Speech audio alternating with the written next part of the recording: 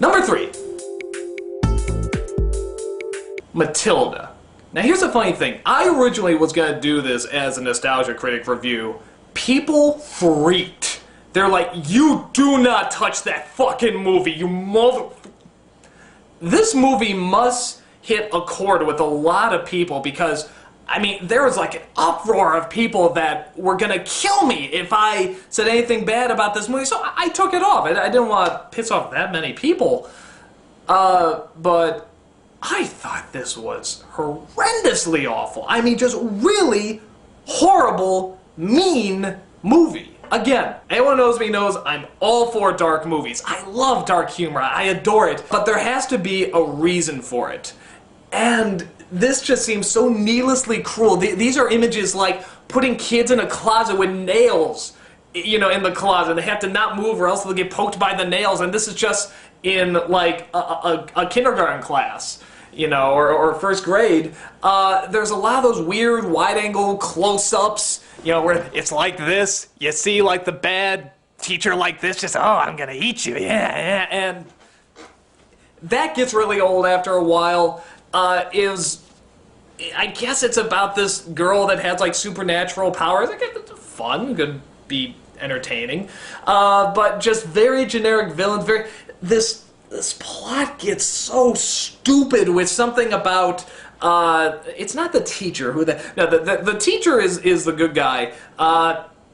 I'm not sure what the job, but it's someone that looks after the kids, like on the playground, you know, whatever role that is, and they get this really big, ugly woman to play her, you know, and to her credit, looks like she's having a lot of fun, but they just make her like the ultimate villain. Like, I guess she murdered somebody in the past, also has a psychological grip on this teacher. It's like, what? What the hell are you doing? And half the jokes don't make sense. There's a scene where the woman, I think this girl is doing something like chewing gum. I don't know what she's doing, but she's not really misbehaving, but the woman sees as misbehaving. So she grabs the girl by her pigtails, swings her around, and tosses her. I'm like, what the hell is this? I have no idea what this movie is trying to do, what it's trying to convey, what... It is just, for me, it's a disaster of a movie, and what really pisses me off, I hate it when it's for kids. I hate it when there's a movie trying to be really dark and for kids, and it fails, because that's really, it's sending bad messages. It could be fucking up your kid, you know, I mean, it could really be fucking them up. Because like I said, dark stuff for kids isn't bad. I love Return to Oz, The Secret Nim, all that stuff. But they're good, and they have good messages, and they have good characters. This is just a nasty movie. Just really nasty, really unpleasant. Didn't like looking at it, didn't like hearing it, didn't like the story, didn't like the characters, didn't like any of it.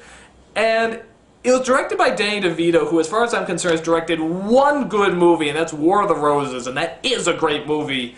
But he really likes the being dark just to be dark, and getting weird shots and weird angles just to have weird shots and weird angles. It doesn't create a good environment or a good atmosphere. If it is saying something, nobody knows what the shots are trying to say. And I really hated this movie. Like I said, mostly because it's for kids. And that really gets under my skin when somebody puts out a very nasty, mean, hate-filled movie that, whatever, has a happy ending, so the Don Bluth principle must work. But